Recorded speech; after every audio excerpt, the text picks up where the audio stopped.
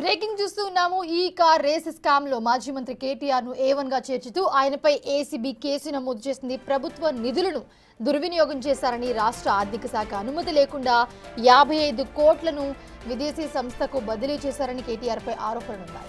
కేటీఆర్ పై విచారణ చేసేందుకు ఇటీవల గవర్నర్ కూడా అనుమతి ఇచ్చారు. అయితే 13(1)A, 13(2)PC యాక్ట్ కింద కేటీఆర్ పై ఏసీబీ కేసు నమోదు చేసింది. అలాగే 409, 120B సెక్షన్ల కింద కూడా ఏసీబీ కేసు నమోదు చేసింది.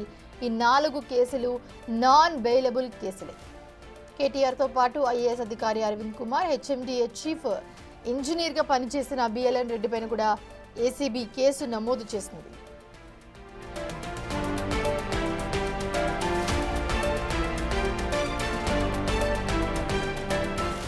ఫార్ములా ఈ కార్ రేస్ వ్యవహారంలో ఎన్నో లొసుగులున్నట్లుగా కాంగ్రెస్ సర్కార్ గుర్తించింది. అప్పటి మంత్రి కేటీఆర్ ఆదేశాలతోనే నేరుగా నిధులు విడుదలైనట్లుగా తేలింది. ఫార్ములా ఈ రేస్ 10వ సీజన్ కోసం 110 కోట్ల రూపాయలు చెల్లించడానికి అప్పటి మున్సిపల్ శాఖ special chief secretary Arvind Kumar గతేడాది అక్టోబర్ 30న ఒప్పందం చేసుకున్నారు. ఇందులో భాగంగా 55 కోట్లను ముందుగానే విడుదల చేశారు. రేస్ నిర్వహణకు 45 కోట్లు, పన్ను చెల్లింపు కోసం 9 కోట్లు విడుదల చేశారు. ఆర్థిక శాఖ అనుమతి లేకుండానే ఈ చెల్లింపులు జరిపారు. అయితే అప్పటి మంత్రి కేటీఆర్ ఆదేశాలతోనే చెల్లింపులు చేశారని ఆయన స్పష్టంగా చెప్పారు. ఫార్ములా ఈ కార్ రేస్తో రాష్ట్ర ఆర్థిక వ్యవస్థకు 700 కోట్ల రూపాయల మేర లబ్ధి చేకూరిందంటూ కూడా కేటీఆర్ వాదిస్తున్నారు. ఆర్థికంగా లాభసాటి అయితే 9వ సీజన్కు ప్రమోటర్గా ఉన్న గ్రీన్కో 10వ సీజన్కు కూడా ఎందుకు వెనక్కి తగ్గినట్లు, ప్రమోటర్గా గ్రీన్కో వెనక్కి తగ్గిన చర్యలు ఎందుకు తీసుకోలేదు అనే ప్రశ్నలకు ఆయన సమాధానం మాత్రం చెప్పడం లేదు. అయితే మరోవైపు చూస్తే కనుక హైదరాబాద్లో తొలి రేస్ నిర్వహించినందుకు గాను దాదాపు 200 కోట్ల రూపాయలకు పైగా ఖర్చు అయింది. నిర్వహణ ఖర్చును ఫార్ములా ఈ సంస్థే ముందే తీసేసుకుంది. అయితే ఏదైతే కార్యక్రమం స్టార్ట్ చేసే ముందే ఈ 200 కోట్లు కూడా తీసుకుంది ఫార్ములా ఈ రేస్ సంస్థ. ఇక నెక్స్ట్ అనే సంస్థ టికెట్లు అమ్ముకుని లాభపడింది. కానీ 9వ సీజన్ నిర్వహణతో ప్రభుత్వ ఖజానాకు ఒక్క రూపాయి కూడా రాలేదని ఆర్థిక శాఖ వర్గాలు చెబుతున్నాయి. దాంతో ఖజానాకు గండిపడ్డ 55 కోట్ల రూపాయలను ఇప్పుడు ఎవరు కడతారు అనేది సమాధానం లేని ప్రశ్నగా మిగిలింది.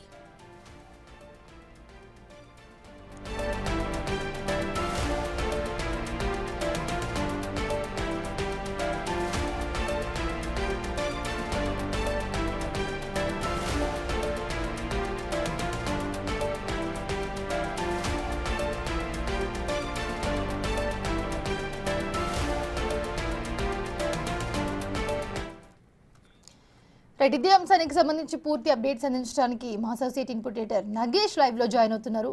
నగేష్, ఇక్కడ ఒక్కటే క్వశ్చన్ మార్క్ వినిపిస్తోంది. ఏంటంటే 55 కోట్లు ఇప్పుడు ఎవరిస్తారు? సో ఎక్కడైతే మనకి ఫార్ములా ఈ రేసింగ్ సంస్థ వీళ్ళందరినీ తీసుకొచ్చి ఇక్కడ ఎక్కడైతే రేస్ నిర్వహించిందో ఆ సంస్థ దానికి సంబంధించిన ఖర్చు అంతా ముందే తీసేసుకుంది. సో ఎవరైతే టికెట్స్ అమ్ముకుందో వాళ్ళు లాభపడ్డారు. ఎక్కడైతే ప్రభుత్వం ఒక్కొక్క రూపాయి ఖర్చు పెట్టి అంతా చేసిందో ఇక్కడ ప్రభుత్వానికి గండి పడిందనే ఒక మాట అయితే క్లియర్గా వినిపిస్తోంది. సో ఏంటి, ఎలా చూడాలి దీన్ని? ఒక పక్క ఏమో మనకి కేటీఆర్ నేనే విడుదల చేయమని చెప్పి ఓపెన్గా ఆయన దీని మీద స్టేట్మెంట్లు కూడా చేశారు. జైలుకి వెళ్ళి వస్తాను కూడా ఒక పక్కన ఆయన స్టేట్మెంట్స్ కూడా చేస్తున్నారు. సో ఏంటి, ఏం జరుగుతుంది? ప్రజెంట్ ఎఫ్ఐఆర్ అయితే బుక్ అయింది. సో ఎలా ఉండబోతుంది? అప్డేట్స్ ఏమున్నాయి మీ దగ్గర?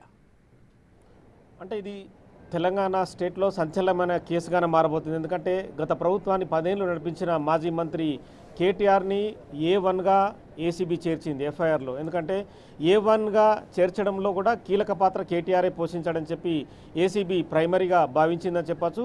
ఏసీబీ న్యాయ నిపుణులతో సంప్రదించిన తర్వాతనే ఎఫ్ఐఆర్ నమోదు చేసింది. ఎందుకంటే ఇందులో చాలా వరకు కూడా సిబిఐకి సంబంధించిన అంశాలు ఇందులో పొందుపరిచారు. గతంలో కూడా జగన్ లాంటి వ్యక్తులపైన కూడా ఇలాంటి కేసులు నమోదాయి. ఇందులో ముఖ్యంగా పీసీ యాక్ట్ ఉంది, ప్రివెన్షన్ ఆఫ్ కరప్షన్ యాక్ట్ ఉంది, అవినీతి నిరోధక చట్టం కింద ఎవరినైనా విచారించవచ్చన్న దానిపైన ఏసీబీ ముందుకెళ్లే అవకాశం కనిపిస్తుంది. హైదరాబాదు నడిబొడ్డున నక్లెస్ రోడ్లో ఈ రేసు నిర్వహించారు.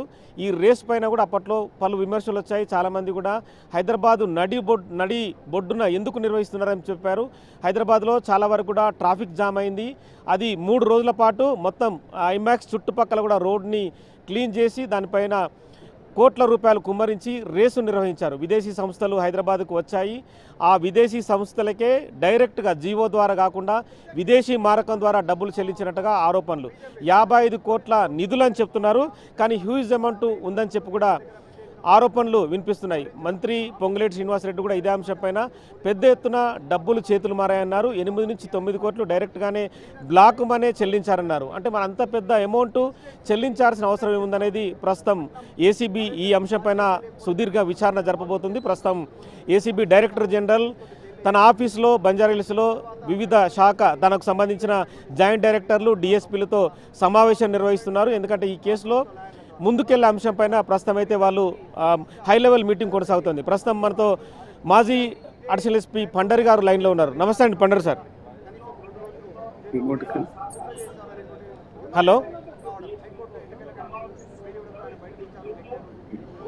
పండరి గారు, నా మాట వినిపిస్తుందా మీకు?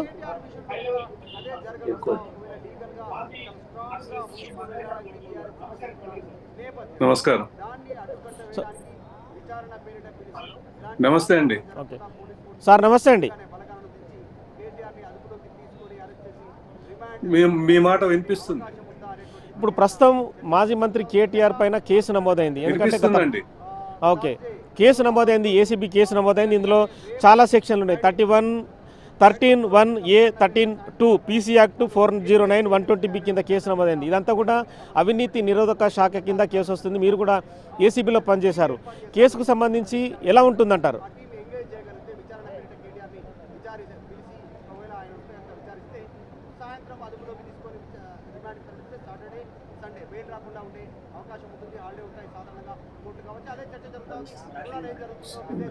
ఇందులో వినిపిస్తలేదు. నగేష్ గారు, మీ వాయిస్ వినిపిస్తలేదు. సో మొత్తానికైతే కేటీఆర్ పైన 4 సెషన్ల కింద కేసు నమోదు చేసింది ఏసీబీ. తదుపరి విచారణలో భాగంగా మాజీ మంత్రి కేటీఆర్ నివాసాల్లో అక్కడైతే ఆఫీసులో వాళ్ళ సోదాలు నిర్వహించే అవకాశం కనిపిస్తుంది. ఇప్పటికే దాదాపుగా ఇందులో అరవింద్ కుమార్, మాజీ MAUD principal secretary Arvind Kumar A2గా ఉన్నారు. అలాగే ఇందులో కంపెనీ అంటే ఎవరైతే ఈ హెచ్ఎండిఏకి సంబంధించిన ఇంజనీర్ బిఎల్ఎన్ రెడ్డిని కూడా ఇందులో ఇన్వాల్వ్మెంట్ చేస్తూ అక్యూజ్డ్గా ఏసీబీ చూపిస్తుంది. ఇక ఇందులో ఈ కార్ రేసుకు సంబంధించిన కూడా విదేశీ కంపెనీని కూడా ఇందులో పార్ట్గా చేశారు. పూర్తి ఎఫ్ఐఆర్ని అయితే బయటకు ఏసీబీ పంపించలేదు. కేవలం కొన్ని పాయింట్స్ను మాత్రమే బయటకు పంపించిన పరిస్థితి. ఇది దాదాపుగా 5 నుంచి 6 పేజీల ఎఫ్ఐఆర్ని తయారు చేసినట్టుగా తెలుస్తుంది. క్లియర్గా ఇది ప్రివెన్షన్ ఆఫ్ కరప్షన్ యాక్ట్ కింద కేసు నమోదు చేసి తదుపరి విచారణకు వెళ్ళే ఏదైతే అంశం ఉందో అంశానికి సంబంధించిన Vijay Kumar high level meeting జరుపుతున్నారు. గతంలో కూడా అక్రమాస్తులకు సంబంధించి అవినీతి నిరోధక శాఖ కేసులకు సంబంధించి కూడా పెద్ద ఎత్తున టీంలు రంగంలోకి దిగి రైడ్లు నిర్వహించేవారు. కానీ మామూలుగా బిఎన్ఎస్ చట్టం చెప్తున్న ప్రకారం మొదట 41A కింద నోటీస్ ఇచ్చి ముందుకు వెళ్ళాలి. 41A కింద నోటీసు ఇవ్వడం ద్వారా వాళ్ళ నుంచి ఎటువంటి సమాధానం వస్తుందనేది కూడా ఖచ్చితంగా దర్యాప్తు సంస్థ చూస్తుంది. కోర్టులు కూడా ఇదే అంశాన్ని అడుగుతాయి. ప్రస్తుతం మనతో పండరి గారు ఉన్నారు. గతంలో ఏసీబీలో పనిచేశారు, మాజీ అడిషనల్ ఎస్పీగా పనిచేశారు. నమస్తే అండి పండరి గారు. నమస్కారం. అవినీతి నిరోధక చట్టం కింద కేసు నమోదైంది. మామూలుగా ఏసీబీలో కేసు నమోదైతే అధికారుల అంటే ఇందులో దాడులు నిర్వహిస్తారా, లేదంటే మొదట నోటీస్ ఇచ్చి విచారించే అవకాశం ఉంటుందా? ఈ కేసుకు సంబంధించి ఎలా ముందుకెళ్తుందంటారు ఏసీబీ? నగేష్ గారు, చెప్పండి. ఏసీబీలో ఏదైనా కంప్లైంట్ వస్తే ఇమీడియట్ గా ఎఫ్ఐఆర్ రిజిస్టర్ చేయరు. నేను మాట్లాడేది వినిపిస్తుందండి? వినిపిస్తుందండి నాకు. అంటే ఇందులో అంటే సిఎస్ శాంతికుమారి గవర్నర్ నుంచి అనుమతి పొందిన లెటర్ని ఏసీబీ డీజీకి పంపించి దీనిపైన దర్యాప్తు జరపమని చెప్పి తన ఆదేశాల్లో పేర్కొంది. అట్లాగా దాని ఏసీబీ వర్కింగ్ స్టైల్ ఎలా ఉంటుందంటే, ఒక కంప్లైంట్ వస్తే ఇమీడియట్గా ఎఫ్ఐఆర్ ఇష్యూ చేయరు. ఫస్ట్ ఇన్ఫర్మేషన్ రిజిస్టర్ చేయరు. ఓకే, కంప్లైంట్ వచ్చిన తర్వాత ప్రిలిమినరీ వెరిఫికేషన్ అని ఒకటి చేస్తారు బిఫోర్ ఇష్యూయింగ్ ఎఫ్ఐఆర్.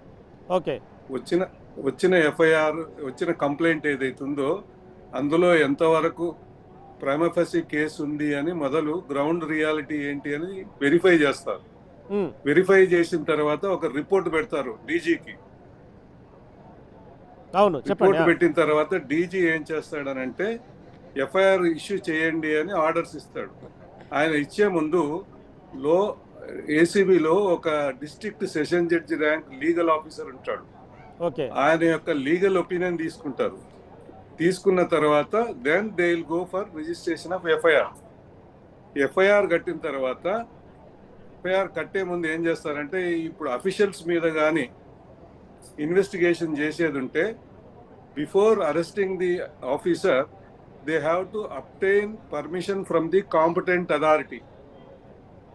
ఉదాహరణకు ఒక ఎస్ఐ మీద యాక్షన్ తీసుకోవాలంటే డిఐజీ పర్మిషన్ తీసుకోవాలి. DIG is the competent authority. Okay. ఒక ఎమ్మెల్యే కానీ, ఒక మినిస్టర్ కానీ, ఒక సీఎం కానీ వాళ్ళ మీద ఎఫ్ఐఆర్ కట్టాలనంటే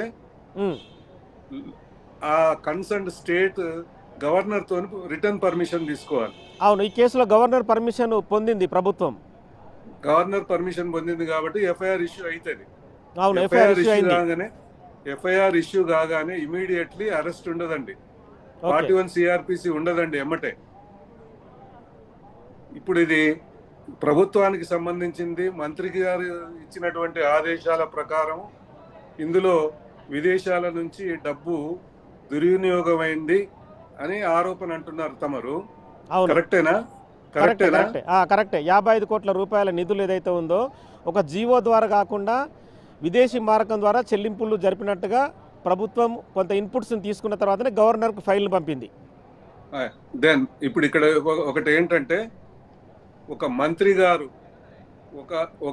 ఒక జీవో ఇష్యూ చేయాలన్నా, ప్రభుత్వం ద్వారా ఒక జీవో ఇష్యూ చేయాలన్నా, లేకపోతే ఒక ఆర్డర్ ఇష్యూ చేయాలన్నా, ఒక ఆర్డర్ని ఎగ్జిక్యూట్ చేయమనాలన్నా క్యాబినెట్ లో పెడతారండి. మొదలు సబ్జెక్ట్ ని క్యాబినెట్ మీటింగ్ లో పెట్టి క్యాబినెట్ మీటింగ్ లో రెజల్యూషన్ పాస్ చేస్తారు.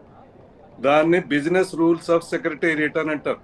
అవును, ఆ బిజినెస్ రూల్స్ ఆఫ్ సెక్రటేరియట్ ప్రకారంగా క్యాబినెట్ లో గానీ రెజల్యూషన్ పాస్ అయితే దాన్ని క్వశ్చన్ చేసే అధికారం ఎవరికీ లేదండి. అంటే ఇక్కడ ఆరోపణ ఏంటంటే, ఎటువంటి రెజల్యూషన్ పాస్ చేయకుండానే అరవింద్ కుమార్ ఇందులో అప్పటి ప్రిన్సిపల్ సెక్రటరీగా ఉన్నారు ఎంఏయుడికి, డబ్బులు చెల్లించి నెక్లెస్ రోడ్లో ఈ కార్ రేసింగ్ నిర్వహించారనేది ఆరోపణ. నగేష్ గారు, ఇప్పుడు ఏసీబీ వాళ్ళు సెక్రటేరియట్కి వెళ్ళి ఆ కన్సర్న్ ఫైల్ని కస్టడీలోకి తీసుకుంటారు. ఇప్పుడు మీరు చెప్పినటువంటి ఈ కార్ రేస్కి సంబంధించిన ఫైల్ ఏదైతుందో దాన్ని వాళ్ళు ఒక రిక్విజిషన్ ఇచ్చి ఫైల్ తీసుకుంటారు. తీసుకొని ఇప్పుడు నేను చెప్పానే ఏసీబీ ఆఫీసులో ఒక district session judge rank officer ఉంటాడని, ఆయన దగ్గరికి వెళ్ళి వెరిఫై చేయిస్తారు దీన్ని ఎంతవరకు లీగల్గా ఈయన ఇచ్చినటువంటి ఈ ప్రిన్సిపల్ సెక్రటరీ ఎవరైతే ఉన్నారో ఆయన ఆదేశానుసారం ఇన్ని కోట్ల రూపాయలు మంజూరు అయినాయి అని చెప్తున్నారు కదా, అది ఎక్కడనో నోట్ ఫైల్ వేరే ఉంటుందండి. నోట్ ఫైల్లో రాస్తారు తప్పకుండా.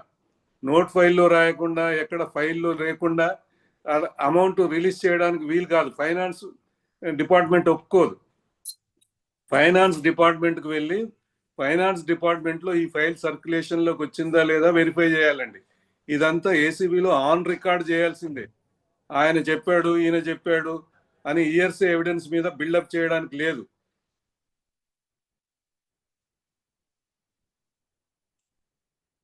విదేశీ మార్గం ద్వారా చెల్లించినట్టుగా CS Shanti Kumari ACB DG Vijay Kumar రాసిన లేఖలో పేర్కొంది. రైట్ అండి, మీరు అన్నారు. 1 by 1 పారాగ్రాఫ్ మాట్లాడతాను. ఇప్పుడు సిఎస్ గారు ఏసీబీ డీజీకి ఏమన్నారు? విదేశీ మారక ద్రవ్యం, విదేశీ మారకం ద్వారా ఈ డబ్బులు చెల్లించబడినాయని చెప్తున్నారు మీరు. దానికి వీళ్ళు ఏం చేయాలనంటే ఆ కన్సర్న్డ్ ప్లేస్ కి వెళ్ళి ఈ ఇండియా నుంచి వచ్చినటువంటి ఫండ్స్ ని, ఉదాహరణకు కాలిఫోర్నియా నుంచి ఫండ్స్ మారినాయి అనుకుందాం, వీళ్ళు కాలిఫోర్నియాకు ఫిజికల్ గా వెళ్ళాలి. ఏసీబీ నుంచి ఒక ఆఫీసర్ వెళ్ళి ఏదైతే ఆఫీస్ నుంచి ఇండియా హైదరాబాద్ నుంచి ఫండ్స్ ఏదైతే కాలిఫోర్నియాలో ఉన్నటువంటి ఏజెంట్కు ట్రాన్స్ఫర్ చేశారో ఇక్కడ ఇండియా నుంచి వచ్చినటువంటి డబ్బు అక్కడ పార్క్ అయిందా లేదా చూస్తారు. అక్కడ కానీ పార్క్ అయితే ఆ డబ్బు ఇండియాకు ఎట్లా వచ్చింది మళ్ళీ, అవును, అది ఆన్ రికార్డ్ వెరిఫై చేయాలి. రికార్డ్ వెరిఫై చేసి వాళ్ళ స్టేట్మెంట్స్ రికార్డ్ చేస్తారు. అక్కడ ఇండియాకు ఏ డేట్ నాడు ఏ బ్యాంకు ద్వారా వీళ్లకు ఇండియన్ కరెన్సీ మళ్ళీ ఫారిన్ ఎక్స్చేంజ్లోకి కన్వర్ట్ అయింది, అవన్నీ తీసుకోవాలండి ఆ కన్సర్న్ ఓకే. బ్యాంక్ నుంచి. ఓకే. ఓకే. దెన్ అక్కడికి వెళ్ళిన తర్వాత కాలిఫోర్నియా, ఉదాహరణ కాలిఫోర్నియా నుంచి మార్పిడి అయింది అనుకుందాం. కాలిఫోర్నియాలో ఏ ఆఫీస్ నుంచి మళ్ళీ ఈ ఈ ఏజెంట్ ఎవరైతున్నారో మీరు చెప్తున్నటువంటి accused, one of the accused, అతనికి ఏ షేప్లో వచ్చినాయి ఆ డబ్బులు, ఏ అకౌంట్లోకి వచ్చినాయి, ఆ అకౌంట్ హోల్డర్ ఎవరు, ఆ అకౌంట్ని ఆ హోల్డర్ని ఇంట్రడ్యూస్, బ్యాంక్ వాళ్ళకు ఇంట్రడ్యూస్ చేసింది ఎవరు, వీళ్ళని వెరిఫై చేస్తారండి. ఆ ఓకే. అకౌంట్ ఎట్లా మళ్ళీ అక్కడి నుంచి డైవర్ట్ అయింది, ఇవన్నీ ఎస్టాబ్లిష్ చేయాల్సి ఉంటుంది ఇన్వెస్టిగేటింగ్ ఆఫీసర్, ఏసీబీలో ఉన్న ఇన్వెస్టిగేటింగ్ ఆఫీసర్. ఆ ఓకే. తర్వాతనే ఎస్టాబ్లిష్ అయినాకనే 41A కింద నోటీస్ ఇష్యూ చేస్తారు. Okay sir. నోటీస్ ఇష్యూ చేసినంత మాత్రాన అరెస్ట్ చేయాలని ఏం లేదండి. ఓకే. నోటీస్ ఇష్యూ చేసినాక అతను స్టేట్మెంట్ రికార్డ్ చేస్తారు. స్టేట్మెంట్ రికార్డ్ చేసిన తర్వాత దాన్ని మళ్ళీ క్రాస్ వెరిఫై చేస్తారు. క్రాస్ వెరిఫై చేసిన తర్వాత ప్రైమా ఫేసి కేసు ఉందనంటే అప్పుడు అరెస్ట్ చేస్తారు. ఓకే అండి. సార్ మీరు కొంచెం లైన్లో ఉండండి సార్. మన ఏసీబీ మాజీ డీజీ పూర్ణచంద్రరావు గారు లైన్లో ఉన్నారు. నమస్తే అండి సార్. నమస్కారం అండి. సార్ మీరు సుదీర్ఘకాలం ఏసీబీ డీజీగా పనిచేశారు. ఇది హై ప్రొఫైల్ కేసు ఇది, ఎందుకంటే రాజకీయ పార్టీలకు సంబంధించిన అంశం ఇది. ప్రస్తుతం కాంగ్రెస్ పార్టీ ప్రభుత్వంలో ఉంది. మాజీ మంత్రి కేటీఆర్ పైన ఈ ఫార్ములా రేసుకు సంబంధించి కేసు నమోదైంది. మామూలుగా జనరల్గా అథారిటీస్ ఎలా ముందుకెళ్తారు, డీజీగా మీరు బాస్గా ఉన్నారు కాబట్టి మీకున్న అనుభవం ఏంటి, అంటే ఇట్లాంటి హై ప్రొఫైల్ కేసులు వచ్చినప్పుడు ఎలా ముందుకెళ్ళే అవకాశం ఉంటుంది? ముందుగానండి, పొలిటికల్ కరప్షన్ బాగా ఎక్కువైపోయింది మన దేశంలో, మన తెలుగు రాష్ట్రాల్లో. అధికారులు కూడా ఎట్లా తయారయ్యారంటే సెక్రటేరియట్లోంచి ఇష్టానుసారంగా నిధుల బదలాయింపు చేయటం కానీ, కాంట్రాక్ట్లు సరైనటువంటి ప్రొసీజర్స్ ఫాలో కాకుండా కాంట్రాక్ట్లు కావాల్సిన వాళ్ళు కట్టబెట్టడం కానీ విపరీతంగా తయారైపోయింది. 1991 లిబరలైజేషన్ వచ్చినాక మన దేశంలో సంపద పెరిగింది. సంపద పెరిగిందంటే ధనికులు పెరిగిపోయారు. మనకి 91లో ఒక బిలియనీర్ ఉంటే మనకి ఇప్పుడు 20, 23, 24 కల్లా 165 మంది, 67 మంది బిలియనీర్లు తయారు. 167 మంది.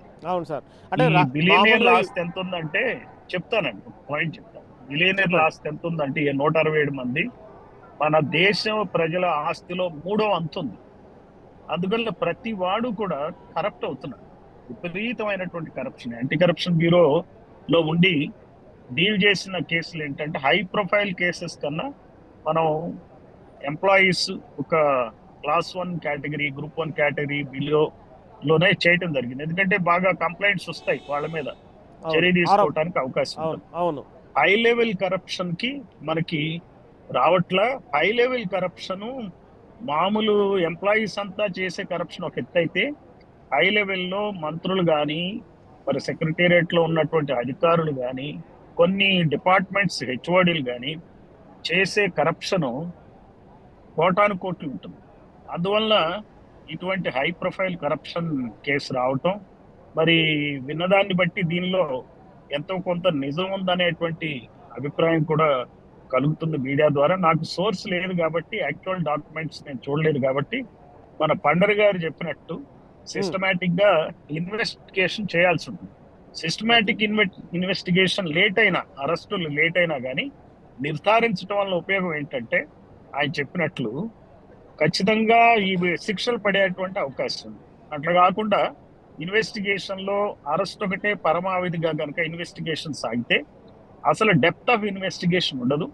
సో ఈ మార్పు మంచిదే. ఇటువంటి కేసెస్ ఏసీపీ డీల్ చేయటం, ఏసీపీ శాయశక్తుల 100% కష్టపడి ఇటువంటి కేసెస్ కనుక సాల్వ్ చేసినట్లయితే చిల్లర కరప్షన్ చేసే వాళ్ళకి ఖచ్చితంగా భయంగా ఉంటుంది. సమాజంలో మంచి మార్పుకి నాంది పలుకుతుందని చెప్పి, తెలంగాణలో ఖచ్చితంగా మంచి మార్పులు వస్తాయని చెప్పి నేను అనుకుంటున్నాను. అంటే మామూలుగా ఇందులో 31 క్లాజ్ 1, అలాగే A13 clause 2 PC act 409 120B కింద ఎఫ్ఐఆర్ నమోదు చేశారు. మామూలుగా మీరు చూసే ఉంటారు, అంటే మీరు 2-3 ఏళ్ళు పనిచేశారు, మీరు డైరెక్టర్ జనరల్గా కూడా ఉన్నారు. అంటే ప్లాన్ ఆఫ్ యాక్షన్ ఎలా ఉంటుంది, అంటే మీకు ఉన్న అనుభవం ప్రకారం చెప్పండి. మన పండర్ గారు చెప్పినట్టే దీనికో స్పెషల్ ఇన్వెస్టిగేషన్ టీం ఫామ్ చేసుకుని, ఆ టీం ద్వారా చేయాల్సిన వర్క్స్ అంతా 1 by 1 లిస్ట్ చేసుకుని డిఫరెంట్ టీమ్స్ తయారై చేయాల్సిన పని చేస్తాయి. సెర్చెస్ కావాలంటే సెర్చెస్ చేసేస్తారు. ఎక్కడ ఏ రికార్డ్స్ కావాలో సీజ్ చేస్తారు. బయట నుంచి ఇన్ఫర్మేషన్ కావాలంటే స్వయంగా టీమ్స్ పంపి కానీ, లేకపోతే వివిధ మార్గాల్లో కూడా మనం ఇన్ఫర్మేషన్ తెచ్చుకునే మార్గాలను అవలంబిస్తారు, తీసుకుంటారు. ప్రైమా ఫేసీ మెటీరియల్ సరిపోయినట్టుంటే అరెస్టులు కూడా చేస్తారు. ప్రైమా ఫేసీ అరెస్ట్కి మెటీరియల్ ఉంటే చాలు, అరెస్ట్ చేయడానికి పెద్ద ఇదేం కాదు. ఇవాళ రేపు చేయటానికి కూడా అవకాశాలు ఉంటాయి. ఓకే, ఇందులో అరవింద్ కుమార్ ఐఏఎస్ అధికారి కూడా ఉన్నారు. ఆల్రెడీ డిఓపిటి కింద ప్రభుత్వం అనుమతి ఇచ్చిందని చెప్పి కూడా తెలుస్తోంది. అంటే శాంతికుమార్ గారు రాసిన లెటర్లో కూడా అదే అంశం ఉందని మనకు సమాచారం. ఎవరున్నా కానీ కేసు ఒక్కసారి రిజిస్టర్ అయినాక వ్యక్తి యొక్క స్థాయిని చట్టం చూడదు. చట్ట ప్రకారం అతను నేరం చేశాడా లేదా అనేదే చూస్తుంది. మీరు అన్నట్టు కొన్ని ఈ మధ్య పీసీ యాక్ట్ అమెండ్మెంట్ చేయటం వల్ల ఈ పర్మిషన్స్ కాంపిటెంట్ అథారిటీ పర్మిషన్ తీసుకోవాల్సి వస్తుంది. కాబట్టి మరి ఆ కాంపిటెంట్ అథారిటీ ఒక్కొక్క స్థాయి గల వ్యక్తికి, మంత్రులకి గవర్నర్ ఉంటాడు కాబట్టి గవర్నర్, అలానే వివిధ స్థాయిల్లో వ్యక్తులకి ఆ కన్సర్న్ కాంపిటెంట్ అథారిటీ నుంచి పర్మిషన్ తీసుకున్నారు. వాళ్ళు they are starting the process, they are going as per the rules. Governor నుంచి పర్మిషన్ తీసుకొని శాంతికుమార్ గారికి లెటర్ వచ్చింది. శాంతికుమార్ గారు డైరెక్టర్ జనరల్ విజయ్ కుమార్ గారికి పంపించారు. తదుపరి ఎఫ్ఐఆర్ నమోదైంది. మామూలుగా చాలా టీములు రంగంలోకి దిగి సర్చెస్ చేయడానికి ఆస్కారం ఏమైనా ఉంటుందా ఇందులో? ఎందుకంటే గ్రౌండ్ ఎవిడెన్స్ని మీరు సేకరిస్తుంటా అంటారు కదా రెగ్యులర్గా. అవును, వాళ్ళకి ఉన్న ఎవిడెన్స్ బట్టి చేస్తారు. వాళ్ళకు ఉన్న మెటీరియల్ బట్టి, కావాల్సిన దాన్ని బట్టి వాళ్ళు చేయవచ్చు. అది that is the again ball is in the court of ACB. The IOs and ACB chief will be deciding that as per the norms ప్రకారం వాళ్ళు చేస్తారు, యాజ్ పర్ ది ప్రొసీజర్. మరి సెర్చెస్ అవసరం అయితే చేస్తారు. ఆల్రెడీ రికార్డెడ్ ఎవిడెన్స్ ఉందనుకోండి, so recorded evidence చాలంటే అంతవరకు వాళ్ళు చూస్తారు. But they can go for any kind of action. విదేశీ మారకం నుంచి డబ్బులు అందాయనేది ఆరోపణ. అంటే విదేశీ మారకం నుంచి యూటర్న్ ద్వారా మనీ అయిందంటారా, లేదంటే సూట్ కేసులు కంపెనీ అనేది క్రియేట్ చేసి అక్కడి నుంచి యూటర్న్ చేయడానికి కూడా అవకాశం ఉంటుంది. అంటే ఈ కేసులో మీకున్న అనుభవం ప్రకారం ఎలా విదేశీ మారకం ద్వారా టర్న్ అయిందని మనం అనుకోవచ్చు? నాకు కరెక్ట్గా చెప్పలేనండి. యాక్చువల్గా మీరు యూటర్న్ అనేది ఇప్పుడే వింటున్నా. మరి నేను పేపర్లో కూడా బహుశా పైన చదవటం వల్లనేమో ఆ విషయం నేను గమనించలేదు. థ్యాంక్ యూ సార్, మీరు మాకు అందుబాటులోకి వచ్చినందుకు. ఓకే సార్, పండరి గారు, నగేష్ చెప్పండి. ఇందులో విదేశీ మారకం అనేది ఇందులో ప్రధానంగా వినిపిస్తుంది. గతంలో జగన్ అక్రమాస్తులకు సంబంధించి కూడా యూటర్న్ ద్వారా మనీ సప్లై జరిగిందని చెప్పి కూడా ఆరోపణలు. అంటే కొంతమంది సూట్ కేస్ కంపెనీలని క్రియేట్ చేసి మనీని డైవర్ట్ చేస్తూ మళ్ళీ వెనక్కి రప్పించుకునే క్రమం ఉంటుంది. సో సేమ్ ఇలాంటి అంశమే ఇందులో వెలుగులోకి వస్తుంది. ఇప్పుడు విదేశీ మారకం అనే సమస్య ఎప్పుడైతే వస్తుందో, మీరు 55 కోట్లు అంటున్నారు. 55 కోట్ల కంటే పైన కూడా ఉండొచ్చు అనేది మంత్రి గారు చిట్చాట్లో చెప్పారు, పొంగులేటి శ్రీనివాసరెడ్డి గారు. ఒక మాట చెప్తున్నా,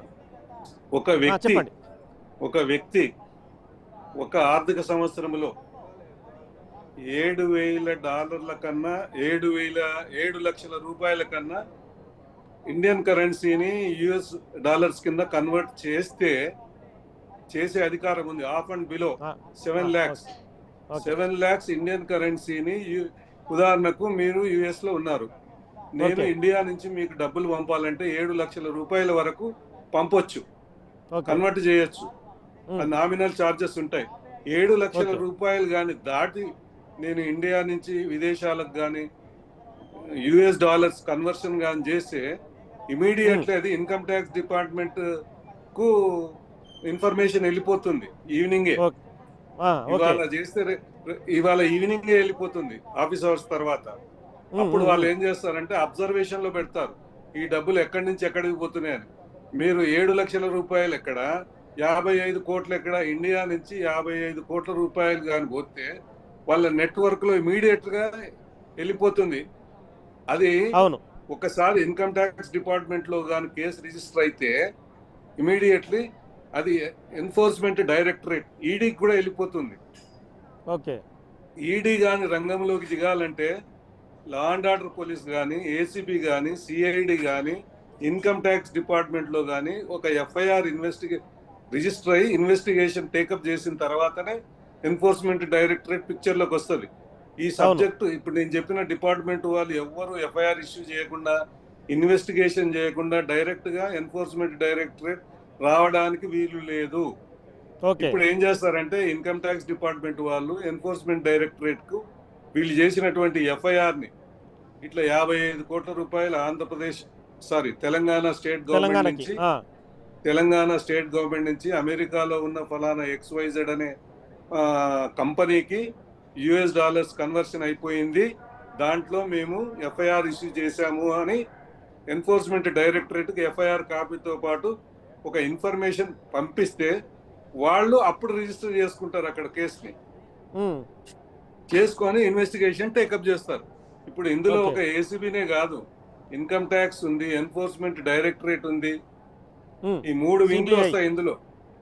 ఎఫ్ఐఆర్ ఇష్యూ చేసినంత మాత్రాన ఎమ్మటే 41 CRPCలో నోటీస్ ఇచ్చి A1 A2 3ని ఇమీడియట్ గా కస్టడీలోకి తీసుకొని రిమాండ్ పంపిస్తే 24 గంటలలో బయటకు వచ్చేస్తారు వాళ్ళు. ఎందుకంటే ప్రైమా ఫేసి కేసు ఎక్కడ ఎస్టాబ్లిష్ కాలేదు కదా. అవును, ఇవాళ ఎఫ్ఐఆర్ ఇష్యూ అయింది అనుకోండి, 24 hours లో ఏమి వీళ్ళ దగ్గర ఆన్ రికార్డ్ అరెస్ట్ చేయగానే బెయిల్ మూవ్ చేస్తారు. బెయిల్ మూవ్ చేస్తే కౌంటర్ అని చెప్పి ఇన్వెస్టిగేటింగ్ ఆఫీసర్ కు కౌంటర్ ఫైల్ చేయమని పీపీ ద్వారా నోటీస్ వస్తుంది. కౌంటర్ లో రాయాలి కదా ఈయన ఆన్ రికార్డ్, ఈయన ఇట్లా అవినీతికి పాల్పడ్డాడు అన్నది ఎస్టాబ్లిష్ చేసినట్టు ఏమైనా డాక్యుమెంటరీ ఎవిడెన్స్ ఉండాలి కదా.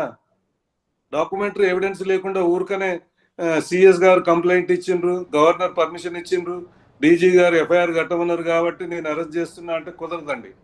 ఓకే, ప్రతి అంటే ఎఫ్ఐఆర్ రిజిస్టర్ కాగానే ఆ ఇన్వెస్టిగేటింగ్ ఆఫీసర్, ఇది హై ప్రొఫైల్ కేసు కాబట్టి కనీసం ఒక ఐపీఎస్ ఆఫీసర్, ఐజీనో ఎస్పీనో, minimum SP to DIG or IG rank వాళ్ళు ఇన్వెస్టిగేటింగ్ ఆఫీసర్ ఉంటారు. వారి కింద డిఎస్పీలు, అడిషనల్ ఎస్పీలు అసిస్ట్ చేస్తారు. సో వీళ్ళు ఒక ప్లాన్ ఆఫ్ యాక్షన్ తయారు చేసుకుంటారు. ప్లాన్ ఆఫ్ యాక్షన్ తయారు చేసుకొని నేను చెప్పినానే లీగల్ అడ్వైజర్ అని డిస్ట్రిక్ట్ సెషన్ జడ్జి ఉంటాడు ఆఫీస్ లో అని, మా ఆఫీస్ లో ఆయనకు పంపిస్తే ఆయన లీగల్ వెట్టింగ్ చేస్తాడు. ఎస్, ఈ లైన్ ఆఫ్ యాక్షన్ లో ఈ ఇన్వెస్టిగేషన్ టేకప్ చేయవచ్చు, లేకపోతే సవరణలు ఏమన్నా ఉంటే ఆయన చెప్తాడు. దాన్ని డీజీకి ఫార్వర్డ్ అయిపోతుంది. డీజీ గారు దాన్ని ఎస్ అన్న తర్వాతనే ఇన్వెస్టిగేషన్ స్టార్ట్ అవుతుంది. అంతవరకు ఏం చేయడానికి లేదు. లా అండ్ ఆర్డర్ పోలీసులో కనుక రోడ్డు మీద పోతుంటే భుజం చేసి యూఆర్ అండర్ అరెస్ట్ అని తీసుకుపోయి లాకప్ లో పెట్టడానికి లేదండి. ఏసీబీలో అవునన్నా, కేసు ఉందన్నా, కేసు లేదన్నా డాక్యుమెంటరీ ఎవిడెన్స్ తో ప్రూవ్ అయితేనే చేస్తుంది, లేకపోతే చేయనికి రాదండి. దెన్ కేసు చార్జ్ షీట్ వేసే ముందు కానీ, అరెస్ట్ చేసే ముందు కానీ మళ్ళీ ఇన్ఫర్మేషన్ ఇస్తారండి. ఇట్లా ఫలానా అసెంబ్లీ స్పీకర్ కి ఇవ్వాలండి, ఈయన ఎమ్మెల్యే, సిట్టింగ్ ఎమ్మెల్యే కాబట్టి ఈ ఫలానా XYZ ని మేము ఫలానా కేసులో అవినీతి ఆరోపణలు ఎస్టాబ్లిష్ అయినాయి, మేము ఎఫ్ఐఆర్ ఇష్యూ చేశాము, ఇన్వెస్టిగేషన్ లో డాక్యుమెంటరీ ఎవిడెన్స్ మేము కలెక్ట్ చేశాము, ప్రైమా ఫేసి కేసు ఉంది కాబట్టి మేము అరెస్ట్ చేస్తున్నామని session while the session is on, session నడుస్తుంటే అప్పుడు అసెంబ్లీ స్పీకర్ కి ఇస్తారండి. వారి అనుమతి తీసుకుంటారు. వారు అనుమతి ఇవ్వాల్సిన అవసరం, ఇన్ఫర్మేషన్ ఈజ్ ఇనఫ్. సెషన్ కానీ నడవకపోతే అసెంబ్లీ స్పీకర్ కు ఇన్ఫర్మేషన్ పంపిస్తారు కానీ ఆయన అనుమతి అవసరం లేదండి. అవసరం లేదండి. చాలా మంది ఏమంటారంటే అసెంబ్లీ స్పీకర్ పర్మిషన్ ఇవ్వలేదు కదా, అసెంబ్లీ స్పీకర్ పర్మిషన్ ఇవ్వలేదు కదా అంటారు. అవసరం లేదండి. సెషన్ నడుస్తున్నప్పుడే పర్మిషన్ అండి. ఎందుకంటే ఆయన క్వశ్చన్ రైజ్ చేసేది ఉంటుంది, లేకపోతే ఆయన ఏదైనా టాపిక్ మీద మాట్లాడేది ఉంటుంది అనే ఉద్దేశంతో అసెంబ్లీ స్పీకర్కి ఇవ్వడం జరుగుతుంది ఇన్ఫర్మేషన్. ఈ కేసులో మనకు ఎఫ్ఐఆర్ కూడా వచ్చింది సార్. ఇందులో ఏంటంటే వాళ్ళు PC యాక్ట్ కింద కేసు నమోదు చేయించినట్టుగా ఎఫ్ఐఆర్ చూపించారు. మీకు ఒక ఎఫ్ఐఆర్తో చూసి ఎక్స్ప్లెయిన్ చేయగలుగుతారా ఈ కేసులో ఇంకేమన్నా? PC యాక్ట్ లో ఎఫ్ఐఆర్ ఇష్యూ అయింది కాబట్టి ఏసీబీ ఎంటర్ అయింది. ఇందులో మిస్అప్రాప్రియేషన్ ఉంది కాబట్టి ఏసీబీ ఇందులో ఎంటర్ అయింది. ఈ కేసు ఇదేదో 1-2 నెలల్లో అయ్యేది కాదండి, చాలా రికార్డు చేయాల్సి వస్తుందండి. అంటే గ్రౌండ్ లెవెల్లో చాలా రికార్డ్ కలెక్ట్ చేయాలి. హై ప్రొఫైల్ పర్సన్ ని మనం అరెస్ట్ చేయబోతున్నాం కాబట్టి వాళ్ళు కూడా ఇదే లెవెల్లో అదర్ సైడ్ నుంచి కూడా వాళ్ళు నీరు గార్చడానికి ప్రయత్నిస్తారు కాబట్టి చాలా జాగ్రత్తగా ఇన్వెస్టిగేషన్ చేస్తారు ఏసీబీ. ఓకే, ఎవరు ఇందులో ఇంటర్ఫియర్ అయినా ఏసీబీ వాళ్ళు వినే పరిస్థితి ఉండదండి. ఏసీబీకి ఎవరు చెప్పడానికి కుదరదండి. స్వతంత్ర సంస్థ. స్వతంత్ర సంస్థ కాదు, కానీ స్వతంత్ర సంస్థ లాగానే చేస్తుంది. ఎవరో ఎమ్మెల్యేనో మినిస్టరో ఎవరో చెప్తే విత్డ్రా కావడానికి వీలు లేదండి. మ్యానిపులేట్ చేసేసాం. The investigating officer is expected to answer in the court while giving evidence. Investigating officer investigation చేసేటప్పుడు ఇన్వెస్టిగేటింగ్ ఆఫీసర్ అవుతాడు. ఒక్కసారి ఛార్జ్ షీట్ వేసిన తర్వాత ఎవిడెన్స్ ఇచ్చేటప్పుడు అక్యూజ్డ్ ఆఫీసర్ అవుతాడు. ఆయన అక్యూజ్డ్ ఎట్లయితే ప్రశ్నలు వేస్తారో ఇంటరాగేషన్ లో పోలీసు వాళ్ళు, అట్లా డిఫెన్స్ అడ్వకేట్లు ఈ ఇన్వెస్టిగేటింగ్ ఆఫీసర్ ని అట్లనే ప్రశ్నలు వేస్తారు. సో ఐఓ విల్ బికమ్ ఏవో, అక్యూజ్డ్ ఆఫీసర్ అయిపోతాడు. ఫన్నీగా చెప్తున్నాను, అక్యూజ్డ్ ఆఫీసర్ కాదు, కానీ అట్లా అడుగుతారు ప్రశ్నలు. ఈ has to answer. Burden of proof lies on the investigating officer. It is the duty of the investigating officer to provide the clinching evidence and convincing evidence to the court to prove the guilt of the accused అండి. ఇందులో మొత్తం ఏసీబీలో ఉన్న CIU సంస్థనే దర్యాప్తు జరుపుతుందని చెప్పి కూడా ఎఫ్ఐఆర్లో note చేసిన పరిస్థితి. అవునండి, సెంట్రల్ ఇన్వెస్టిగేషన్ యూనిట్ అని ఒకటి ఉంటుందండి. కేంద్ర పరిశోధన అంటే సెంట్రల్, అదొక యూనిట్ అండి. అందులో అవును, సిఐయు అనేది ఒక యూనిట్ అండి. Special cases take up, important cases take up చేస్తారు వాళ్ళు. అవును. సో వాళ్ళు టేకప్ చేస్తారు. దీని కొరకు కొంతమంది ఆఫీసర్స్ ని మళ్ళీ డిప్లాయ్ చేస్తారు స్పెషల్ గా. ఒక్కొక్క వర్క్ ఒక టీం వెళ్ళిపోతుంది. ఓకే. ఏది చేయాలన్నా డీజీ గారి పర్మిషన్ లేకుండా ఏది చేయడానికి లేదండి.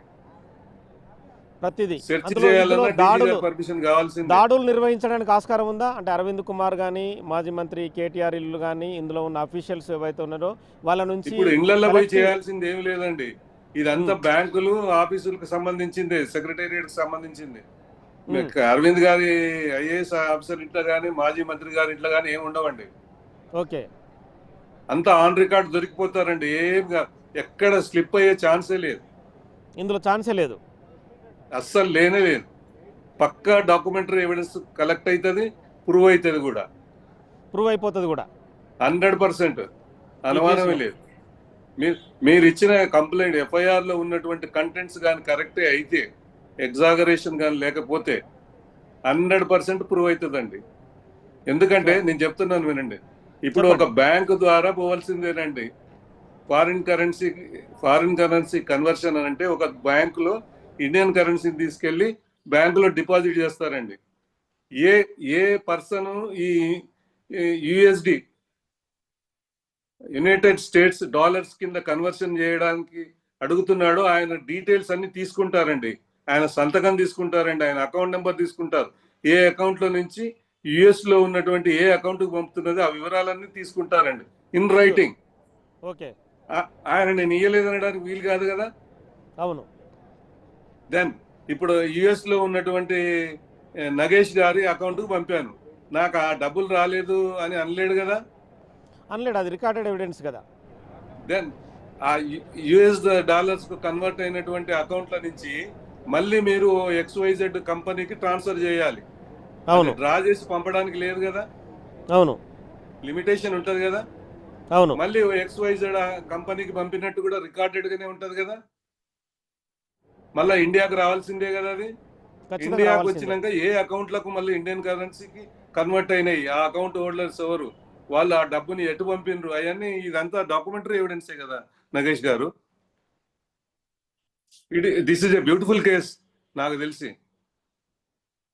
85లో చిన్నగా మొదలుపెట్టిన హ్యూజ్ మనీనే ఇందులో ఇన్వాల్వ్మెంట్ అయినట్టుగా ఎఫ్ఐఆర్లో చూపించారు. మీకు కూడా ఎఫ్ఐఆర్ కూడా మీకు పంపించాను. సో మొత్తానికైతే ఒక 55 కోట్లే కాకుండా 100 కోట్ల పైన మనీ కూడా యూటర్న్ జరిగినట్టుగా ఇందులో ఆరోపణలు చేస్తున్నారు. అంటే ముఖ్యంగా ఇలా చెప్పేది ఏంటంటే ఎఫ్ఐఆర్లో ఎంఏయుడి ఇన్వాల్వ్మెంట్ అవుతూ ఎటువంటి జీవో జారీ చేయకుండా, ఎటువంటి బిజినెస్ రూల్స్ని పాటించకుండా, క్యాబినెట్ ఆమోదం లేకుండా కూడా మొత్తం ఈ వ్యవహారం అంతా జరిగిందనేది ఆరోపణ. ఇప్పుడు మీరేదైతే అంటున్నారో business rules of secretariat procedure follow కాకుండా చేసినారని మీరు చెప్తున్నారు. ఎఫ్ఐఆర్లో రాశారు వాళ్ళు. ఎఫ్ఐఆర్ నేను ఉటంకించేది ఎఫ్ఐఆర్ గురించే. Business rules of secretariat procedure follow కాకుండా కేబినెట్ మీటింగ్ లో రెజల్యూషన్ పాస్ చేయకుండా, అవును, బడ్జెట్ అఫీషియల్ గా రిలీజ్ చేయకుండా, చేయకుండా. ఒక జీవో ఇష్యూ చేయకుండా చేసినారు అని మొదలు వీళ్ళు డాక్యుమెంటరీ ఎవిడెన్స్ కలెక్ట్ చేయాలి.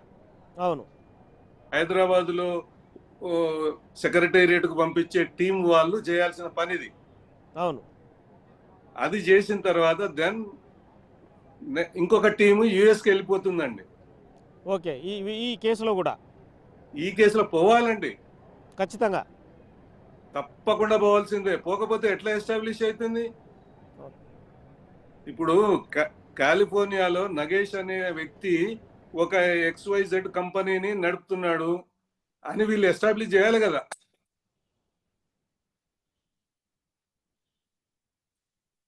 వాయిస్ కట్ అయింది నగేష్ గారు. ఇప్పుడు వినిపిస్తుందా సార్? ఇప్పుడు వినిపిస్తుంది. ఓకే.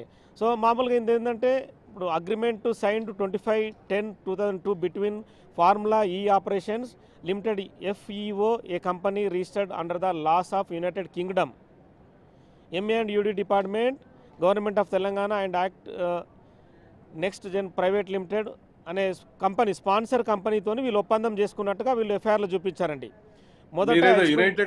యునైటెడ్ కింగ్డమ్ అంటున్నారు. అవును, యునైటెడ్ కింగ్డమ్ సంబంధించిన కంపెనీ ఇది. అది ఎక్కడుంది హెడ్ క్వార్టర్స్? అంటే వీళ్ళు దేశం ఏం రాలేదు కానీ MA&UD అంటే యునైటెడ్ లాస్ ఆఫ్ అంటే company registered under the laws of United Kingdom అని చెప్పి వీళ్ళు ఇన్ఫర్మేషన్ ఉంది కాబట్టి ఇందులో పొందుపరిచారు FIRలో. అయితే వీళ్ళు UK అంటే లండన్ వెళ్లాల్సిందేనండి. లండన్ కు వెళ్ళి మీరు చెప్తున్నటువంటి నెంబర్ గల కంపెనీ ఏదైతే ఉందో యునైటెడ్ కింగ్డమ్ లాస్ ప్రకారంగా వీడు లైసెన్స్ తీసుకున్నాడని చెప్తున్నారు కంపెనీ పెట్టడానికి. అక్కడ వెళ్ళి ఆ ఆఫీస్ లో నుంచి ఒక రిటర్న్ ఇన్ఫర్మేషన్ కలెక్ట్ చేయాలి. ఓకే. ఇప్పుడు మీరు ఏదో కంపెనీ పేరు చెప్తున్నారు, కింగ్డమ్ లో రిజిస్టర్ అయింది ఒక కంపెనీ అని. ఏం పేరు అది? అవును, కంపెనీ పేరు వచ్చేసి formula E Operations Limited FEO. Formula limitation అదేదో అన్నారు కదా. అవును, FEO కంపెనీ యునైటెడ్ కింగ్డమ్ లో ఎక్కడ రిజిస్టర్ అయింది అన్నది వీళ్ళు పోయి అక్కడ రిజిస్టర్ వాళ్ళ స్టేట్మెంట్ రికార్డ్ చేయాలి. వాళ్ళు పర్మిషన్ ఇచ్చినటువంటి కాపీని కూడా కలెక్ట్ చేయాలి. మొదట 12 కోట్లు చెల్లించినట్టుగా 11/2/2023 రోజున 12 కోట్లు చెల్లించినట్టుగా ఆ స్పాన్సర్ కంపెనీకి ఇందులో పొందుపరిచారు. 11 కోట్ల రూపాయలు ఇండియన్ కరెన్సీలో ఇచ్చినారా లేకపోతే ఫారిన్ కరెన్సీలోనే? ఫారిన్ అని అంటే USD లో ఇచ్చినారా, గ్రేట్ బ్రిటన్ పౌండ్స్ లో ఇచ్చినారా? గ్రేట్ అంటే యునైటెడ్ కింగ్డమ్ లో ఏ రూపాయలు చెల్లింపులు అయితే వాటి ద్వారా చెల్లింపులు జరిగినాయి. మీరు ఒక మాట బ్రదర్, ఒక మాట చెప్పండి. మీరు US అంటున్నారు, మళ్ళీ గ్రేట్ బ్రిటన్ అని అంటున్నారు. యునైటెడ్ కింగ్డమ్ సంబంధించిన స్పాన్సర్ కంపెనీది. మరి దాని ఆఫీస్ US లో ఉందా, UK లో ఉందా? UK లోనే ఉంది. UK లో అంటే అది బ్రిటిష్ గ్రేట్ బ్రిటన్ పౌండ్స్ లో కన్వర్ట్ చేయాలి మళ్ళీ ఈ డబ్బుని. ఇప్పుడు అర్థమైంది. GBS అని అంటారు, GBP అని అంటారండి. గ్రేట్ ఇక్కడ ఏం చెప్పారంటే administrative approvals sanctions in respect of payment of fees and tax, GBP. అదే GBP అంటే గ్రేట్ బ్రిటన్ పౌండ్ అండి. GBP దానిలో 110 కోట్లు మొత్తం చెల్లింపులు జరిపారు. 110 కోట్లు. ఇంత పూర్వం 55 అన్నారు, ఇప్పుడు మళ్ళీ 110 అంటే ఇందులో FIRలో పొందుపరిచిన అంశాలు మీకు చెప్తున్నా. For undertaking other ancillary works or conduct in the event including but not limited to civil works and municipal services the amount totalling of 160 crores. ఓవరాల్గా ఈ కార్ రేసింగ్ నిర్వహించడానికి 160 కోట్లు ప్రభుత్వం ధనం వృధా అయిందనేది FIRలో అన్నారు. 110 కోట్లు ఆ కంపెనీకి చెల్లించారు. అదేనండి.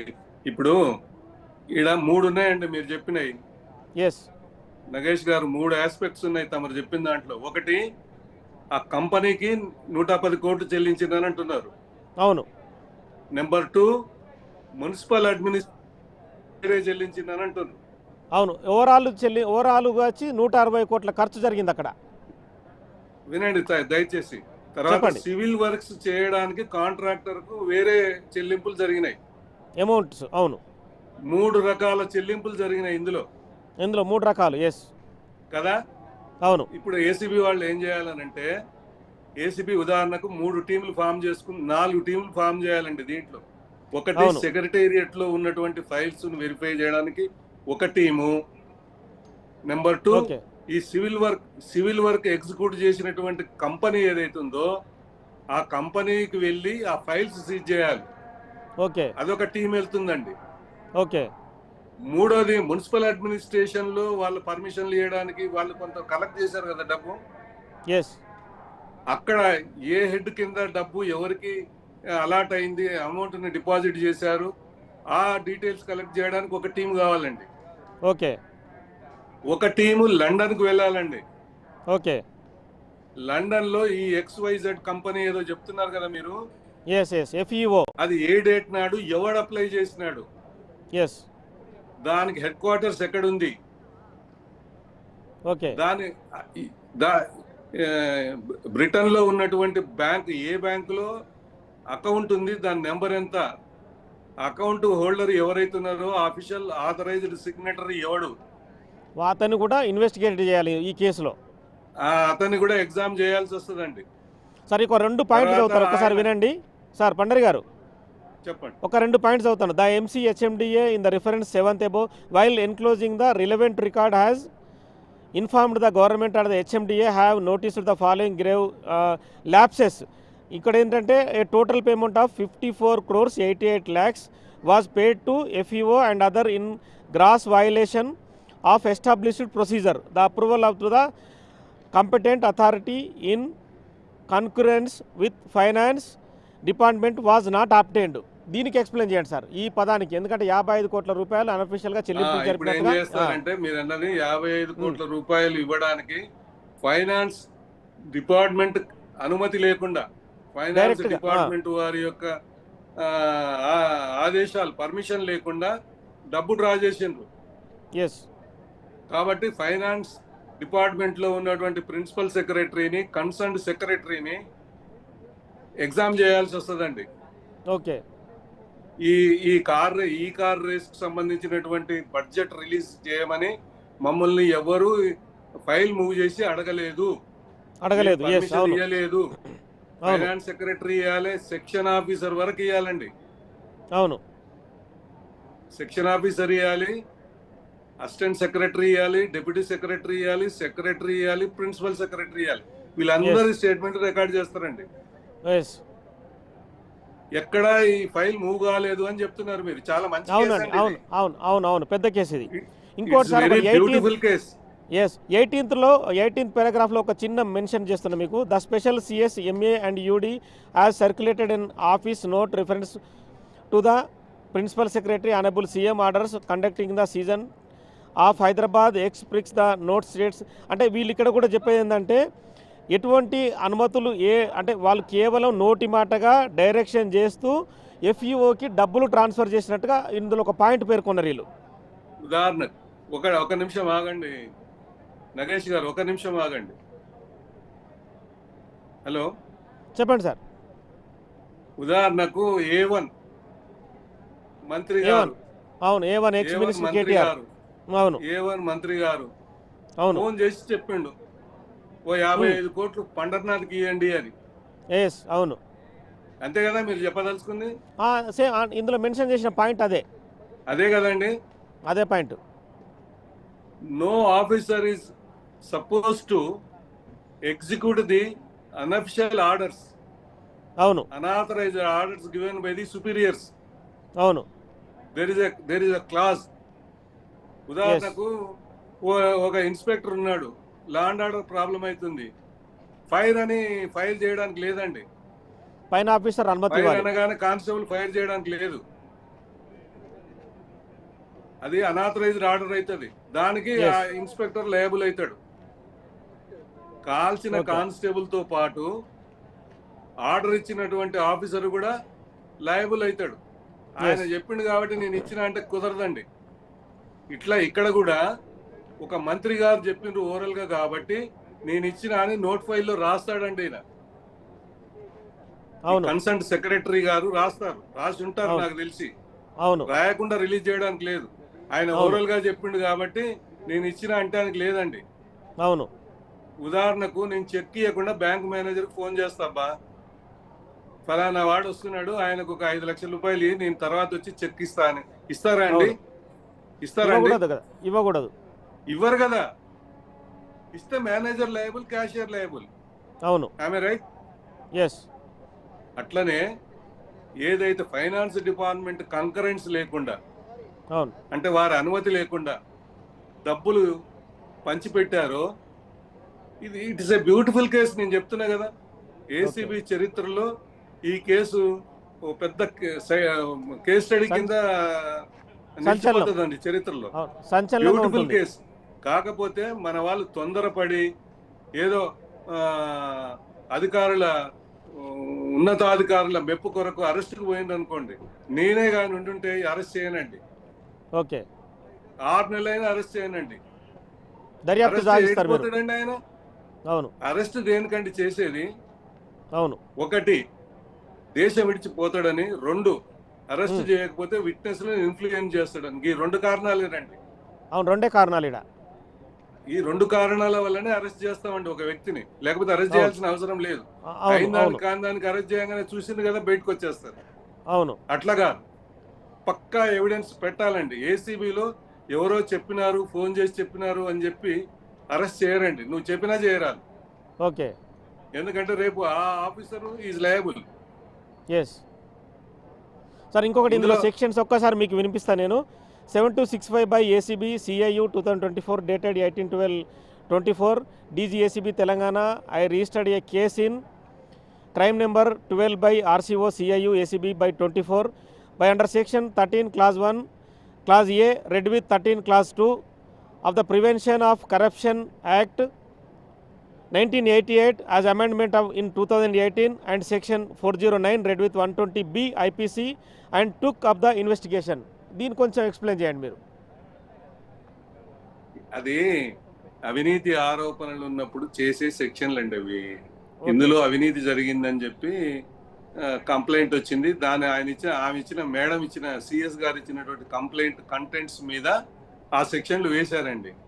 ఓకే ఆ సెక్షన్లతో పాటు ఇంకా కొన్ని సెక్షన్లు వేయొచ్చు, వేసిన సెక్షన్లను కూడా తగ్గించవచ్చు. చార్జ్ షీట్ వేసే టైం వరకల్లా ఇన్వెస్టిగేషన్ చేస్తుంటే ఇంకా ఇంకా ఇంకా మిస్అప్రాప్రియేషన్ ఏమేమో వెళ్తాయండి బయటికి.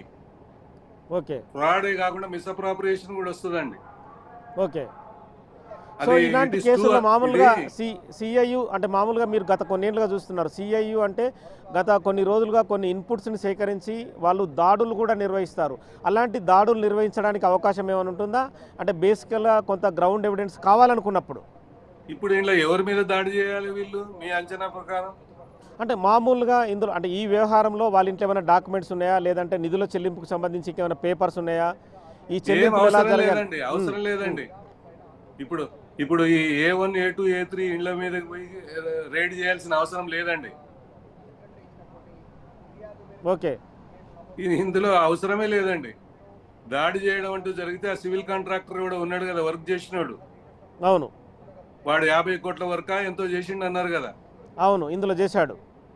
అది అసలు ఎన్ని కోట్ల వర్క్, ఎంత చేసిండు, మరి ఎవరెవరికి ఎంత వారు సమర్పించుకున్నారు వాళ్ళు మెయింటైన్ చేస్తారండి. ఇప్పుడు ఉదాహరణకు సారా డిపో ఉంది, ఓకే ఓకే బ్రాండ్ షాప్ ఉంది. వీళ్ళు మామూలు ఇస్తే ఎవరెవరు ఏ ఆఫీసర్కి ఎంత ఇచ్చింది రాసుకుంటారండి. ఓకే అట్లనే ఈ వర్క్ ఎగ్జిక్యూట్ చేసేటప్పుడు ఇంజనీర్లకు ఏఈకి ఎంత ఇచ్చిండ్రు, డిఈకి ఎంత ఇచ్చిండ్రు, ఎగ్జిక్యూటివ్కి ఎంత ఇచ్చిండ్రు, ఎస్సీకి ఎంత ఇచ్చిండ్రు, సిఈకి ఎంత ఇచ్చిండ్రు రాసుకుంటారండి వాళ్ళు. ఓకే ఆ రాసుకున్న బుక్ కానీ పట్టుకుంటే అయిపోతుంది. ఓకే అండి సార్, థ్యాంక్ యూ అండి. మీ సమాచారం అంటే మామూలుగా కేసు తీరుతెన్నుల గురించి పూర్తిగా వివరించారు. Thank you. సో మొత్తానికైతే ఈ కేసు అనేది తెలంగాణ రాష్ట్ర చరిత్రలోనే సంచలనంగా మారబోతుందని చెప్పి మాజీ పోలీస్ అధికారులు అంటున్నారు. ఎందుకంటే ఒక మాజీ మంత్రి పైన కేటీఆర్ పైన కేసు నమోదవడం, ఇందులో సీనియర్ ఐఏఎస్ అధికారి ప్రస్తుతం ఎంఏయుడిలో గతంలో పనిచేసిన అరవింద్ కుమార్ పైన, అలాగే బిఎన్ రెడ్డి హెచ్ఎండిఏ సంబంధించిన ఇంజనీర్ పైన, కాంట్రాక్టర్ పైన, ఎఫ్ఈఓ యునైటెడ్ కింగ్డమ్ చెందిన కంపెనీ ఎవరైతే ఉన్నారో స్పాన్సర్షిప్ కంపెనీ వాళ్ళపైన కూడా కేసులు నమోదయ్యాయి. మొత్తానికైతే గ్రౌండ్ ఎవిడెన్స్ను సేకరించి ఈ కేసుని కీలక విషయాలు సేకరిస్తే దర్యాప్తులో మరింత ముందుకెళ్లే అవకాశం ఉంటుంది.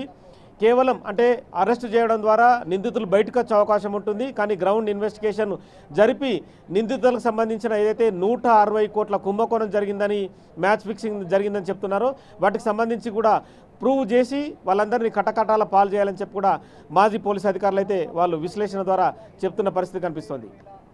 Right, thanks for the updates Nagesh.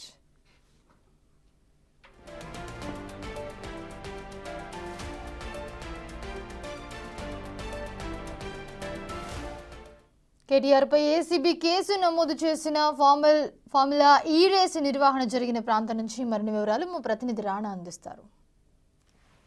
నిర్వహణలో నిధుల గోల్మాల్కి సంబంధించినటువంటి అంశంలో ఇప్పటికే ఏసీపీ అధికారులు కేసులు నమోదు చేశారు.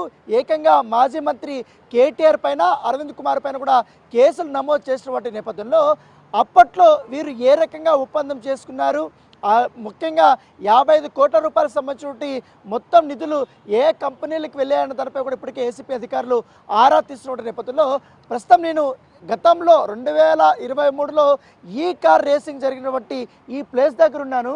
సో ఇప్పుడంతా ఆల్మోస్ట్ ట్రాక్ అంతా కూడా అయిపోయింది అనుకోండి. అప్పుడు ఈ రేస్ రోడ్ అని పిలిచేవారు. ఇది బి బ్లాక్గా ఉన్నటువంటి నేపథ్యం కనపడుతుంది. ఇది దాదాపు 2.5 కిలోమీటర్ల వరకు కూడా ఈ రేస్ ట్రాక్ని అప్పట్లో ప్రభుత్వం నిర్వహించింది. మొత్తం ట్రాక్ నిర్మాణం కూడా చేసింది. హెచ్ఎండి ఆధ్వర్యంలో ఈ ట్రాక్ అనేది నిర్మాణం చేసినటువంటి నేపథ్యం కనపడుతుంది. 2023 ఫిబ్రవరి 11న ఈ ఫార్ములా ఈ కార్ రేస్ అనేది నిర్వహించారు. ఏర్పాట్లకి అప్పట్లో ప్రమోటర్గా ఒక సంస్థ కూడా ముందుకు వచ్చింది. ఈ ట్రాక్ నిర్మాణం కానీ ఇతర మౌలిక సదుపాయాల కల్పనకు దాదాపు 5 కోట్ల రూపాయల వ్యయాన్ని అప్పట్లో హెచ్ఎండిఏ భరించినటువంటి పరిస్థితి. మిగతా నిర్వహణ ఏర్పాట్లన్నీ కూడా ఆ ప్రమోటరే చూసుకుంటుందనేసి కూడా అప్పట్లో ఒక ఒప్పందం ఉంది. 2024 ఫిబ్రవరి 10న నిర్వహించే ఈ కార్ రేసింగ్ నిర్వహణకు ఇప్పుడు గతంలో ఏదైతే 2024 కొత్త ప్రభుత్వం వచ్చిన తర్వాత ఈ కార్ రేసింగ్ నిర్వహణకి ఎవరు ప్రమోటర్ రాకపోవడంతో అప్పుడు ప్రభుత్వం కూడా దాన్ని ఆపినటువంటి నేపథ్యం కనపడుతుంది. అయితే ఈ రెండోసారి నిర్వహణ కానీ ఒప్పందానికి కానీ వీరు గతంలో చెల్లించినటువంటి అమౌంట్ హెచ్ఎండిఏ దీని నుంచి 55 కోట్ల రూపాయల వరకు కూడా ఇప్పుడు ఇతర విదేశీ కంపెనీలకు కూడా ట్రాన్స్ఫర్ అయినటువంటి నేపథ్యంలో ఇప్పుడు అదే విషయము రాష్ట్ర వ్యాప్తంగా సంచలనమైంది. ఏకంగా మాజీ మంత్రి పైన కేసులు నమోదు చేసేంత స్థాయికి ఇది వెళ్ళినటువంటి నేపథ్యం అయితే కనపడుతుంది. మొత్తం ఇది ఎన్టీఆర్ గార్డెన్ కానీ పరిసర ప్రాంతాల్లో మొత్తం నెక్లెస్ రోడ్ కానీ అలాగే ఐమాక్స్ ఈ మొత్తం సెక్రటరేట్కు ముందున్నటువంటి ప్లేస్ అంతా కూడా అప్పట్లో ఈ కార్ రేసింగ్ కోసం వారు వాడారు. సో వాడినప్పుడు అప్పుడు పెద్ద ఎత్తున కూడా కంపెనీలకు సంబంధించినవి కానీ పెద్ద ఎత్తున ఆదాయాలు వచ్చాయనేసి చెప్పారు. పైగా హైదరాబాద్కి పెద్ద ఎత్తున ఒక మణిహారం లాంటి ఈ కార్ రేసింగ్ అనేసి కూడా అనేక రకాలుగా చెప్పారు. అయితే దీని వెనుకలను బట్టి అవినీతి కానీ నిధుల గోల్మాలకు సంబంధించిన వ్యవహారం అంతా కూడా గత ప్రభుత్వం అన్ని దాచిపెట్టిందనేసి కూడా కాంగ్రెస్ పార్టీకి సంబంధించినటువంటి మొత్తం నేతలందరూ కూడా ఇవాళ విమర్శిస్తున్నారు. ఇవాళ అఫీషియల్గా మాజీ మంత్రి కేటీఆర్ పైన కేసు నమోదు చేశారు కాబట్టి అనేక సెక్షన్స్ కూడా ఇవాళ వారు దీంట్లో పెట్టినటువంటి పరిస్థితి కనపడుతుంది. ముఖ్యంగా మొదట కేటీఆర్కి నోటీసులు జారీ చేసిన తర్వాత విచారణకి పిలవాలని కూడా ఏసీబీ అధికారులు భావిస్తున్నారు. దానితో పాటు ఇప్పటికే 13(1) అలాగే ఏ అండ్ 13(2) ఆఫ్ పీసీ యాక్ట్ కింద 409, 120B ఐపీసీ సెక్షన్స్ కింద ఈ కేసుని అప్పట్లో నమోదు చేసినటువంటి నేపథ్యం అయితే కనపడుతుంది. గత ఏడాదినే నోటీసులు కూడా వారికి సర్వ్ చేసినటువంటి నేపథ్యం కనపడుతుంది. ఏసీబీ అధికారులు అప్పట్లో ఎవరెవరిపైన కేసులు నమోదు చేయాలన్న దానిపై కూడా సిఫార్సు చేసినటువంటి పరిస్థితి కనపడుతుంది. అయితే కేటీఆర్తో పాటు ఐఏఎస్ అధికారి అరవింద్ కుమార్ పైన కేసు నమోదైంది. ప్రైవేట్ కంపెనీ సీఈఓ అయినటువంటి బిఎల్ఎన్ రెడ్డి పైన కూడా ఈ కేసు నమోదు అయినటువంటి పరిస్థితి కాబట్టి ఈ కార్ 1 రేసింగ్లోనే A1గా కేటీఆర్ను ఏసీపీ అధికారులు కేసు నమోదు చేశారు కాబట్టి ఆయన పెట్టి ఇది ఒక పెద్ద సంచలనంగా మారింది. ఎందుకంటే అప్పట్లో ఈ ట్రాక్లు కానీ ఇవన్నీ కూడా నిర్వహించారు. పెద్ద అతిరథ మహారథులంతా కూడా ఇక్కడ తీసుకొచ్చారు. దీని ప్రమోషన్ కూడా చేశారు. ఏకంగా అప్పట్లో సచిన్ టెండూల్కర్ కానీ ఆ తర్వాత సినీ ప్రముఖులు కానీ వీళ్ళందరూ కూడా ఇక్కడికి వచ్చారు. దాంతోపాటు ఆనంద్ మహీంద్ర కానీ వీళ్ళందరూ కూడా ఇక్కడికి వచ్చి రేసింగ్లో వాళ్ళు తిలకించడానికి కూడా వారు వచ్చినప్పుడు నేపథ్యం కాబట్టి ఇలాంటి ట్రాక్ల్ని పూర్తి స్థాయిగా మొత్తం 2.5 కిలోమీటర్లను బట్టి మొత్తం ఈ సర్కిల్స్ అంతా కూడా అప్పుడు ఏర్పాటు చేసినటువంటి నేపథ్యం ఎప్పుడైతే సర్క్యూట్లను కూడా ఏర్పాటు చేశారు, అనేక మలుపులు కూడా పెట్టారు. సో ఈ మలుపులు తిరిగినప్పుడు అప్పట్లో మొత్తం మామూలుగానే సాటర్డే కానీ సండే కానీ ఎప్పుడన్నా ఇలాంటి మారథాన్లు నిర్వహించినా కూడా మొత్తం ట్రాఫిక్ అంతా నిలిచిపోతుంది. ఈ కార్ రేసింగ్ ఎక్కువగా ఇక్కడ రద్దీ అయినటువంటి ప్లేస్, ఎందుకంటే ట్యాంక్ బండ్ నుంచి నెక్లెస్ రోడ్ నుంచి పెద్ద ఎత్తున కూడా వాహనాలు కూడా అప్పట్లో వచ్చేటివి. సో దాంతోపాటు అప్పట్లో ఈ ట్రాఫిక్ సంబంధించినటువంటి మొత్తం మలుపులు కూడా అప్పుడు తిప్పాల్సినటువంటి అవసరం వచ్చింది. సో దీనిపైన కూడా గతంలో కూడా కాంగ్రెస్ పార్టీ అనేక రకాలుగా కూడా ఫిర్యాదులు చేసింది. ఎందుకంటే ఈ కార్ రేస్ వెనకాల అనేక ఆర్థిక అవకతవకలు జరుగుతున్నాయనేసి కూడా గతంలో కూడా వారు దీనిపైన అనేక ఆరోపణలు కూడా చేశారు. ఎందుకంటే అప్పట్లో ప్రపంచవ్యాప్తంగా 13 దేశాలను ప్రధాన నగరాల్లో ఉన్నప్పటికీ తొలిసారి హైదరాబాద్కి ఈ కార్ రేసింగ్ హైదరాబాద్ని ఏర్పాటు చేసుకొని వాళ్ళు వచ్చారు. దేశంలోనే తొలిసారికి జరుగుతున్న ఈ ఫార్ములా కావడంతో అప్పుడు నిర్వహణకు ఫస్ట్ టైం ప్రమోటర్గా గ్రీన్కో సంస్థ వచ్చింది. గ్రీన్కో సంస్థ గురించి మనకు ప్రత్యేకంగా చెప్పాల్సిన అవసరం లేదు. ఆ సంస్థతో ఒప్పందం చేసుకుని ఈ హుస్సేన్ సాగర్ తీరాన ఎన్టీఆర్ గార్డెన్ చుట్టూ 7 మలుపులతో దాదాపు 2.75 కిలోమీటర్లు వచ్చే విధంగా ఈ స్ట్రీట్ సర్క్యూట్ ట్రాక్ను కూడా డిజైన్ చేసి అప్పట్లో ఏర్పాటు చేసినటువంటి నేపథ్యం ఏర్పడుతుంది. ఈ రేసును అప్పుడు ప్రభుత్వం ప్రతిష్టాత్మకంగా తీసుకుందనేసి కూడా అప్పుడు చెప్తున్నారు. అయితే ఎంత ప్రతిష్టాత్మకంగా తీసుకున్నా భారీగా ఆర్థిక అవకతవకలు జరగడం వల్ల ఇప్పుడు ఏకంగా కేసులు నమోదు స్టేజ్కి ఇప్పుడు వెళ్ళిన బట్టి నేపథ్యం అయితే కనపడుతుంది. అయితే రాష్ట్ర ఆర్థిక ప్రగతికి దోహదపడేలా రేసు నిర్వహణ తర్వాత $84 మిలియన్ వరకు, అంటే సుమారు 700 కోట్ల వరకు పెట్టుబడులు వచ్చాయనేసి కూడా అప్పట్లో ఆ ప్రభుత్వలు చాలా గట్టిగానే చెప్పారు. ఈ ఫార్ములా ఈ ప్రిక్స్ కార్ రేసు 2024 క్యాలెండర్లు కూడా అప్పట్లో వాళ్ళు రిలీజ్ చేయడానికి ప్రయత్నించారు. అయితే రెండోసారి వాళ్ళు నిర్వహణకి అనేక రకాలుగా ప్రయత్నాలు చేసినప్పటికీ ప్రభుత్వం మారిన తర్వాత దీని వెనకాల ఉన్నటువంటి అసలు గుట్ట అనేది బయటకు వచ్చింది. ఆ గుట్ట అనేది ఇప్పుడు ఏసీపీ అధికారుల చేతిలో ఉంది. ఎవరైతే ఇప్పుడు దీంట్లో ఇన్వాల్వ్ అయినట్టు వాళ్ళందరికీ కూడా నోటీసులు ఇవ్వబోతున్నారు. నోటీసులు ఇచ్చిన తర్వాత అరెస్టుల పరంపర ఉండబోతున్నట్టుగా మనకు సమాచారం అవుతుంది. ఎస్, కరెక్టే.